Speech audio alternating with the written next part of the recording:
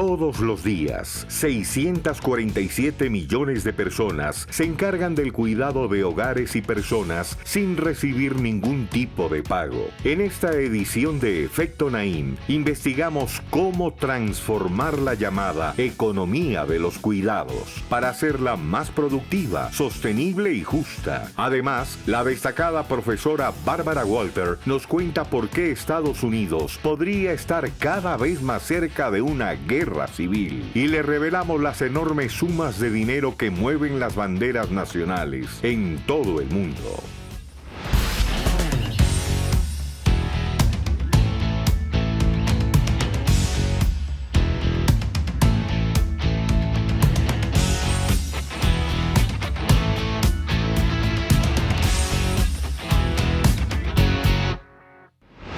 Bienvenidos, soy Moisés Naim desde Washington. Encantado de estar de nuevo con ustedes, como siempre. Labores como el cuidado de los niños o de los adultos mayores, de las tareas del hogar, son críticas para el funcionamiento y el bienestar de una familia, pero también el de una sociedad y de la economía como un todo. Esta fue una de las grandes lecciones que aprendió el mundo, creemos, de la pandemia. Lo que siempre sabíamos, pero nunca había sido discutido tan abiertamente y con tanta precisión, es que estos trabajos son menospreciados. En todo el mundo, las personas que se encargan de cuidar de los hogares y de las familias enfrentan falta de apoyo y de protecciones e incluso daños mentales, físicos. Y son las mujeres las que desproporcionadamente realizan estas actividades, recibiendo poca o ninguna remuneración. Aún así, estas labores asociadas al cuidado y a la asistencia representan un importantísimo sector de la economía. De hecho, es el de más rápido crecimiento a nivel mundial, según un reciente reporte del Centro de Investigación del Wilson Center. Es por esto que recientemente se ha disparado el interés en fortalecer y mejorar lo que algunos llaman la economía de los cuidados. ¿Cómo convertir a este sector en uno que genere mejores trabajos e incluso ayude a cerrar la brecha de género, de las desigualdades? ¿Qué rol pueden jugar los empresarios, la tecnología, los gobiernos? ¿Y qué beneficios tendría este esfuerzo para la economía en general? Son todas preguntas urgentes, importantes, que tienen consecuencias y que hemos estado investigando. Y aquí les presentamos los resultados de lo que hemos encontrado. Biturkan Mekunaint es una empleada doméstica etíope en el Líbano.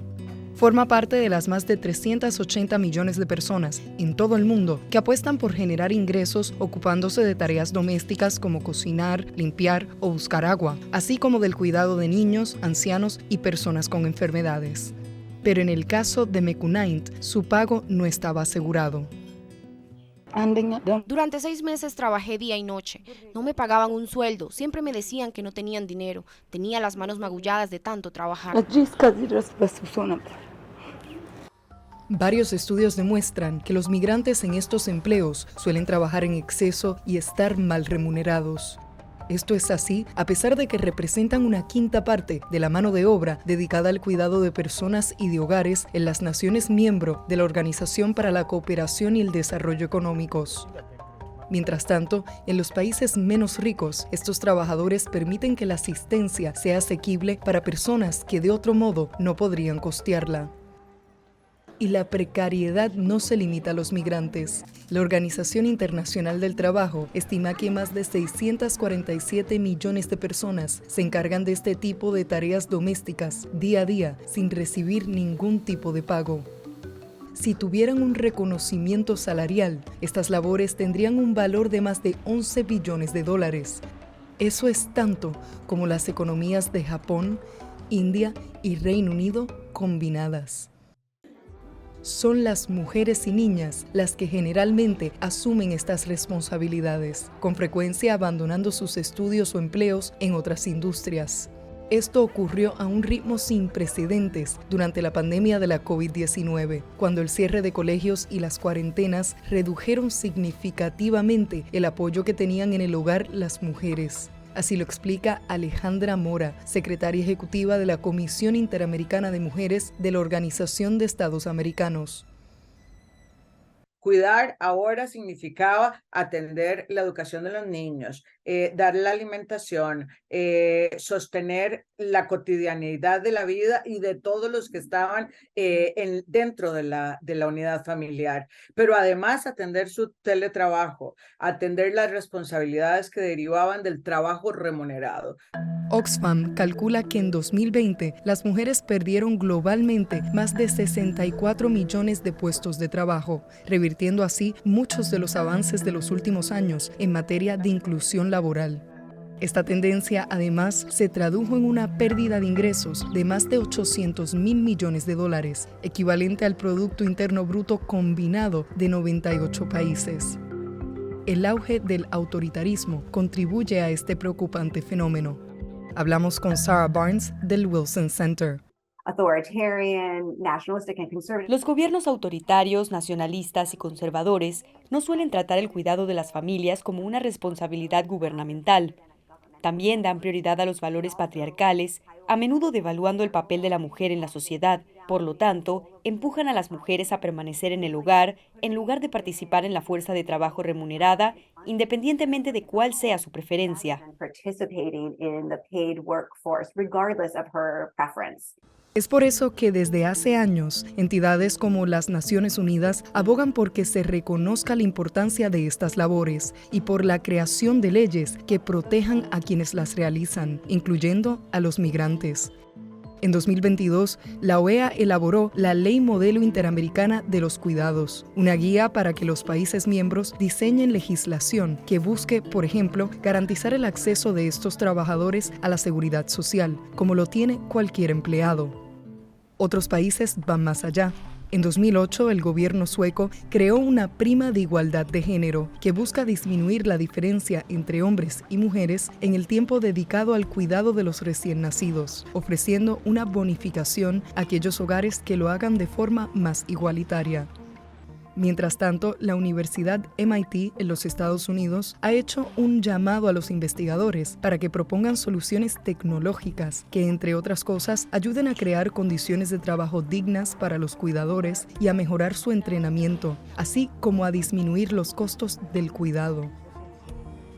Y es que la Organización Internacional del Trabajo estima que en 2030 unas 2.300 millones de personas, entre ellos niños y adultos mayores, necesitarán asistencia. Son 200 millones más que en 2015. Por su parte, el Foro Económico Mundial calcula que casi el 40% de los empleos creados entre 2020 y 2023 serán en ámbitos relacionados, como el cuidado de niños y de ancianos, la enfermería y la terapia. Pero para que las economías del mundo puedan aprovechar este potencial, es urgente hacer de esta gran industria una más justa y sostenible. Cuidar de otras personas no es solo muy noble, también es complicado y requiere mucha experiencia e iniciativa, mucha paciencia y mucho profesionalismo en lo que se hace. Es hora de que lo consideremos como un trabajo real y que se le dé el valor que merece. Y al regresar a la pausa cambiamos de tema. Vamos a conversar con una de las más reconocidas expertas del mundo en el tema de guerras civiles. ¿Quién se iba a imaginar que en el siglo XXI el tema de guerras civiles iba a ser urgente, necesario y que podría estar en cualquiera de los países que ahora son democracias? En fin, ¿qué determina las guerras civiles y cómo evitarlas? Estas son las preguntas que le hice a mi invitada de hoy, al regresar de la pausa.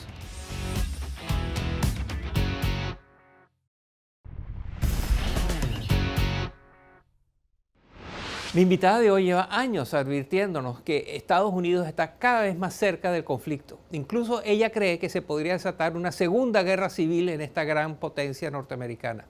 Su nombre es Barbara Walter y lleva más de 20 años estudiando guerras civiles en diferentes partes del mundo.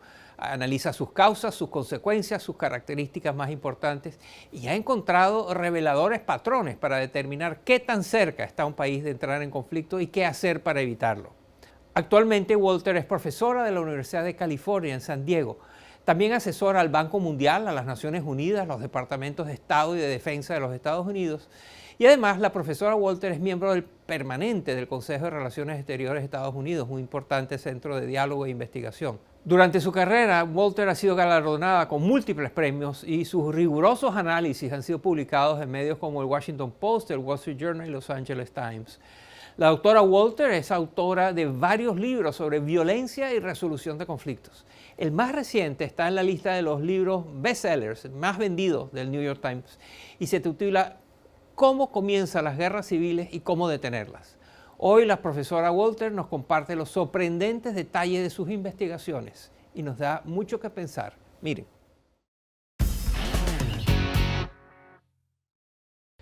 Bienvenida, profesora Walter. Es un placer tenerla con nosotros. It's great to be here. Thank you for inviting me.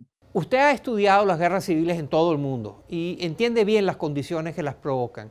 ¿Cuáles son algunos de los patrones de las condiciones, las circunstancias que usted ha encontrado que conducen o que aumentan la probabilidad de una guerra civil? Yeah, I'll give your listeners a little bit of background. Sí, le daré a su audiencia algo de contexto. Además de haber estudiado las guerras civiles durante décadas, en 2017 el gobierno de Estados Unidos me invitó a ser parte de una fuerza especial llamada la Fuerza Especial para la Inestabilidad Política. Estaba compuesta de expertos en conflicto y de analistas de datos. Y una de nuestras metas era diseñar un modelo para ayudar a pronosticar qué países tenían más probabilidades de volverse inestables y de caer en violencia política. Los expertos identificamos alrededor de 38 potenciales factores que podrían llevar a un país a la guerra civil, como el nivel de pobreza o de desigualdad salarial o su diversidad étnica y religiosa. Y resulta que de todos esos factores, solo 2 son determinantes cuando se trata de pronosticar la guerra civil.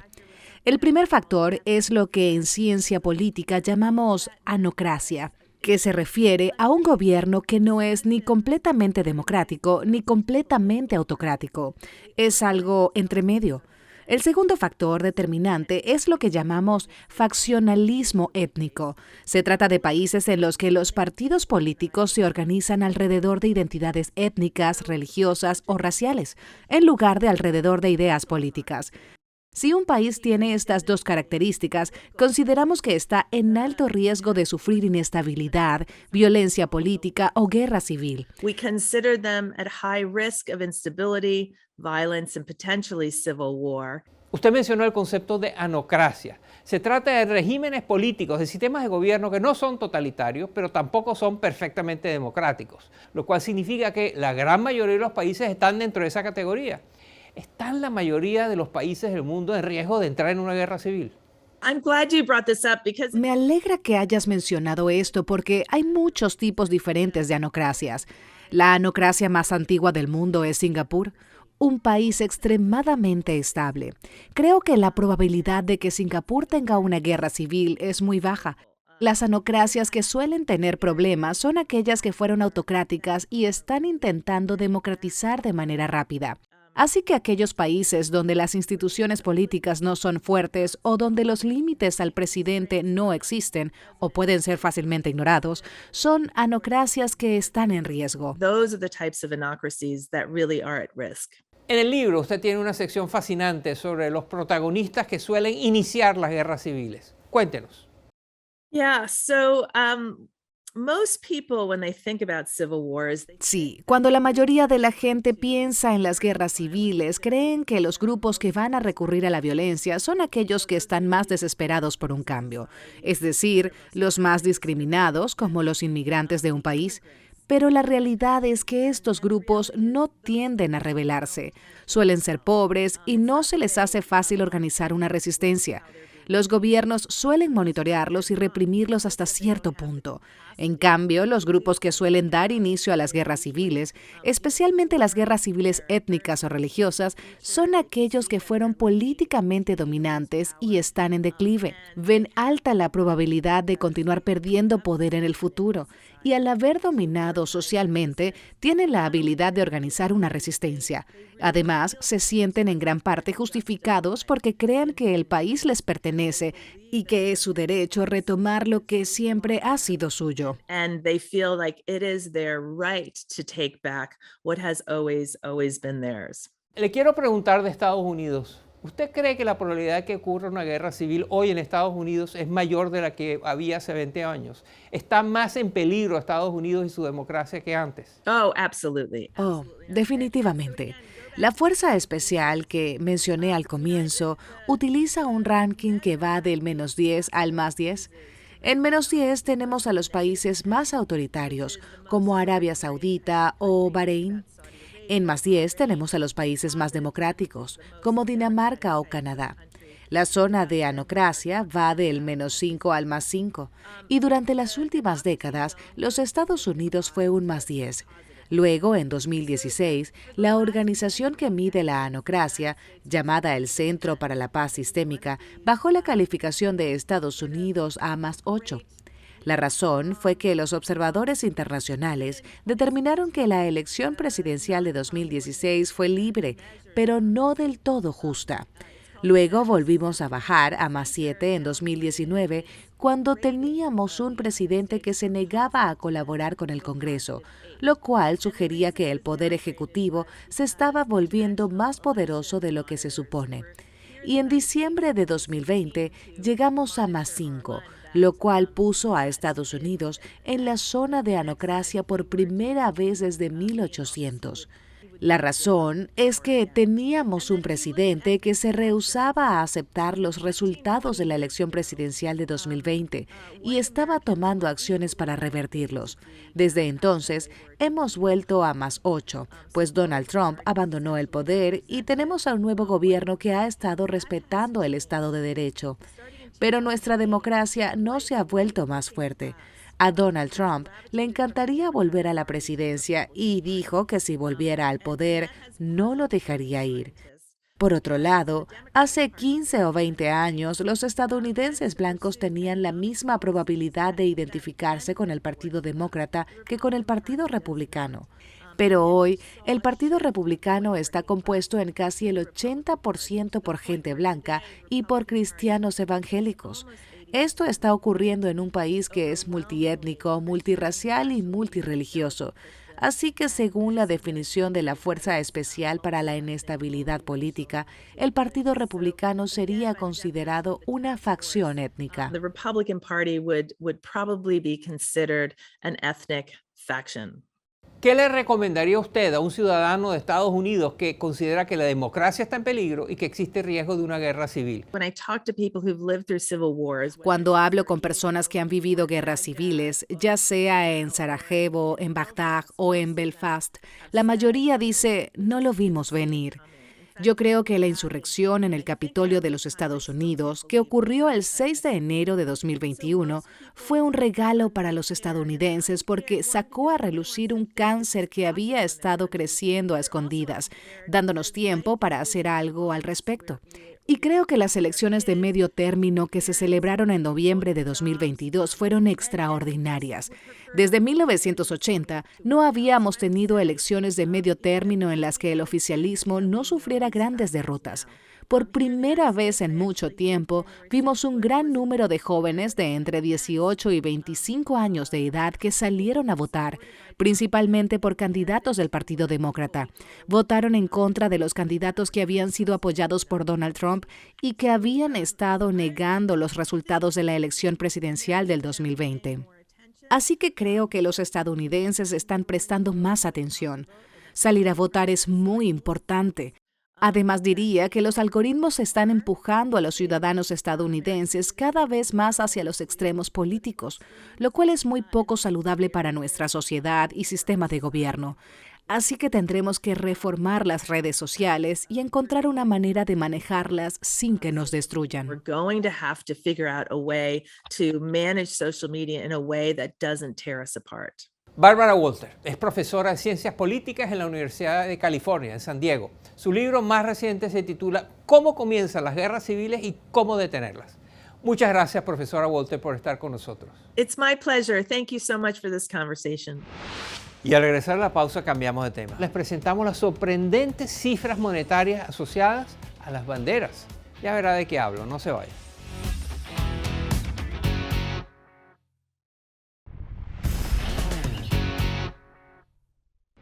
Y para terminar el programa, hablemos de banderas, esos símbolos patrios que a menudo inspiran el orgullo y el respeto de los ciudadanos. Por eso vemos banderas en eventos deportivos, en celebraciones nacionales y con frecuencia son usadas por los gobernantes. Pero izar una bandera no solo tiene un gran poder político, un gran sentido político, sino también económico. A continuación les presentamos las sorprendentes cifras monetarias asociadas a las banderas. Miren. En agosto de 2022, India conmemoró sus 75 años de independencia de Gran Bretaña. Y no faltó la tricolor. En Nueva Delhi, la capital del país, el gobierno gastó más de $10 millones instalando 500 banderas por toda la ciudad. Y el Departamento de Turismo del estado de Karnataka gastó $700,000 para izar la bandera más alta del país en la ciudad Hospet, a 123 metros de altura. Sin embargo, no alcanza a estas banderas en Tayikistán, Azerbaiyán o Jordania. Estos países contrataron a la empresa estadounidense Trident Support, cuyas astas han establecido varios récords Guinness por superar los 125 metros. Y alcanzar nuevas alturas no es barato. La instalación de la bandera de Azerbaiyán en 2010, por ejemplo, costó más de $20 millones. Nueva Zelanda, por su parte, gastó $17 millones en 2 referendos realizados entre 2015 y 2016 para determinar si cambiaba su bandera, que es muy parecida a la de Australia. Pero al final el 57% de la población votó por mantener el diseño actual. Los buques comerciantes del mundo deben estar registrados en un país y llevar la bandera del mismo. Y entre los 3 países con más barcos registrados está Panamá, pues las regulaciones marinas de la pequeña nación centroamericana son más permisivas. El registro de los barcos aporta más de $100 millones anuales a la economía panameña. Y la bandera más cara del mundo procede de Estados Unidos. Se trata de una bandera de la Revolución estadounidense que fue creada entre 1776 y 1779. La casa de subastas Sotheby's la vendió por $12 millones. Ya lo ves, las banderas pueden mover mucho dinero. Y hasta aquí el programa de hoy. Recuerde que puede visitarnos en efectonaim.net. Ahí encontrará todo nuestro contenido, las entrevistas, las genialidades memorables, los reportajes, todo libre de costos, accesible para usted ahorita mismo. efectonaim.net. Gracias por acompañarnos. Nos vemos la semana entrante.